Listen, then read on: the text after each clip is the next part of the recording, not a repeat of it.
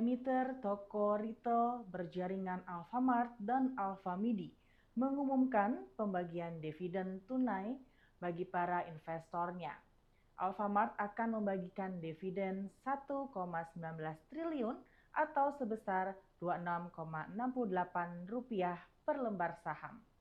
Sedangkan Alfamidi akan membagikan dividen sebesar 155,4 miliar kepada para pemegang saham.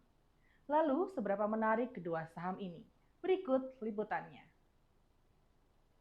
Rapat umum pemegang saham Alfamart memutuskan akan membagikan dividen tunai kepada para pemegang saham sebesar Rp26,68 per lembar saham.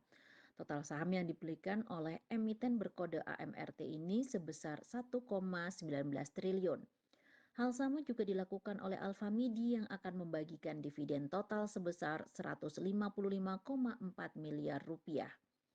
Account Officer Trimegah Sekuritas Arif Firman melihat kedua saham ini cukup bagus untuk menjadi pilihan bagi investor. Namun untuk kedepannya akan sangat dipengaruhi oleh pendapatan total selama tahun 2024. Kalau untuk dividennya sendiri ya, ini menurut saya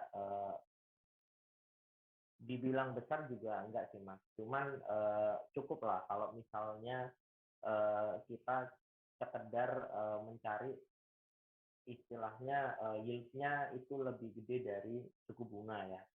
Kalau kita patokannya cuma di situ, menurut saya cukup. Cuman kalau kita istilahnya membahas lebih dalam soal bisnisnya ya, pada akhirnya kan nanti ngefeknya kembali ke dividen lagi ya. Karena semakin gede profit yang didapat sama Alfamart sama Alfamidi, nantinya juga efeknya ke dividen juga. Nah, kalau kita ngomong ke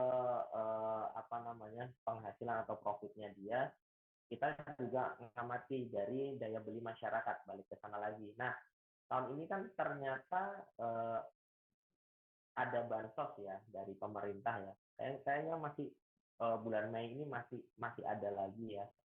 Jadi dari situ harusnya tahun ini untuk tahun buku 2024 profitnya Alfamart dan Alfamidi akan jauh lebih bagus dari tahun 2023 yang mungkin nanti baru ketahuan dividennya dapat berapa di tahun 2025. Arif melihat bahwa kedua saham ini akan terlihat bagus atau tidak pada akhir tahun